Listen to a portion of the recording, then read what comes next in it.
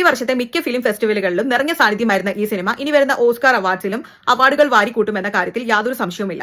2025 Georgine ട്രയർ സംവിധാനം ചെയ്ത ഒരു ഫാമിലി ഡ്രാമ സിനിമയാണ് നോർവേയിൽ നിന്നുള്ള നോർവേയൻ ചിത്രമായ സെന്റിമെന്റൽ വാല്യൂ. സംവിധായകൻ ട്രയറിന്റെ ഇതിന് മുന്നത്തെ ചിത്രമായിരുന്നു the worst person in the world.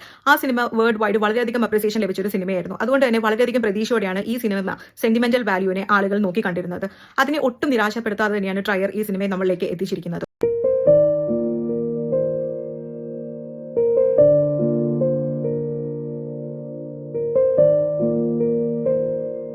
ഒരു കാലത്ത് ഭാര്യയുമായിട്ടുള്ള നിരന്തരമായ വഴക്കും ഫൈറ്റും ഒക്കെ കാരണം ഭാര്യനെയും മക്കളെയും ഒക്കെ ഉപേക്ഷിച്ച് അവർ താമസിച്ചിരുന്ന വീടൊക്കെ ഉപേക്ഷിച്ചിട്ട് ഒറ്റയ്ക്ക് പോയ ഒരു മനുഷ്യനാണ് ഗുസ്താവ്.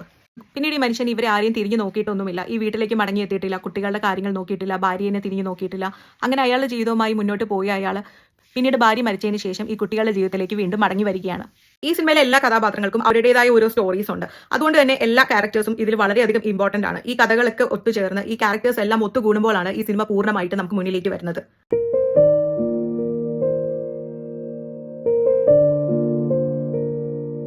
ബന്ധങ്ങൾ അറ്റുപോകാതിരിക്കാനും എല്ലാ ബന്ധങ്ങളും കൂട്ടിച്ചേർത്ത് മുന്നോട്ട് കൊണ്ടുപോകാനുമാണ് എല്ലാ കഥാപാത്രങ്ങളും ഇതിൽ ശ്രമിക്കുന്നത്.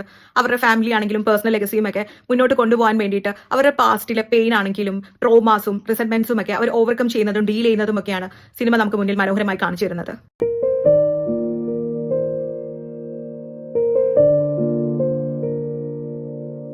സിനിമ റിലീസായതിനു ശേഷവും പല രാജ്യങ്ങളിലുള്ള വിവിധ ഫിലിം ഫെസ്റ്റിവലുകളിൽ സിനിമ പ്രദർശിപ്പിച്ചതിന് ശേഷം അതിഭീകരമായിട്ടുള്ള അവാർഡ് ഹൈപ്പാണ് സിനിമയ്ക്ക് ലഭിക്കുന്നത്. അതുപോലെ തന്നെയാണ് നോൺ സ്റ്റോപ്പ് പ്രേസിംഗും ഈ സിനിമയ്ക്ക് ലഭിച്ചുകൊണ്ടിരിക്കുന്നത്. എന്നാൽ സിനിമ കണ്ടതിന് ശേഷം ഇതൊക്കെ 100% സിനിമ ഡിസേർവ് ചെയ്യുന്നുണ്ടെന്ന് നമുക്ക് മനസ്സിലാവും.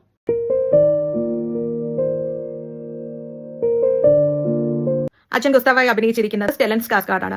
അദ്ദേഹത്തിന്റെ കരിയർ ബെസ്റ്റ് പെർഫോമൻസ് എന്നാണ് പലരും അദ്ദേഹത്തിന്റെ ഈ സിനിമയിലെ അഭിനയത്തെ വിശേഷിപ്പിച്ചിരിക്കുന്നത്. വളരെ മികച്ച പെർഫോമൻസ് ആണ് അദ്ദേഹം ഈ സിനിമയിൽ കാഴ്ചവെച്ചിരിക്കുന്നത്. കോയിസിസ്റ്റ് ചെയ്ത് കാണിക്കാൻ വളരെ ബുദ്ധിമുട്ടുള്ള രണ്ട് കാര്യങ്ങളാണ് ഡിസ്റ്റൻസും വാംത്തും.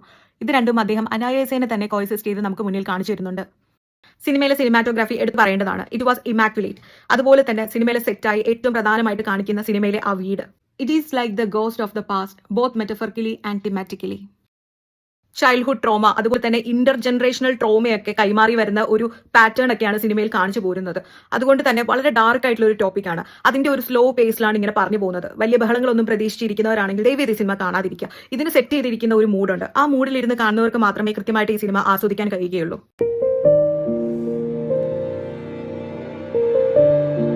ഈ സിനിമ കാണുമ്പോൾ ഇതൊരു സിനിമയായിട്ടോ അതിലെ കഥാപാത്രങ്ങളെ ഒന്നും നമുക്ക് മുന്നിൽ കാണാൻ കഴിയില്ല.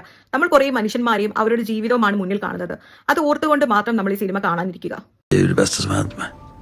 Bästa som har skett dig? Ska vi vart lite mer då?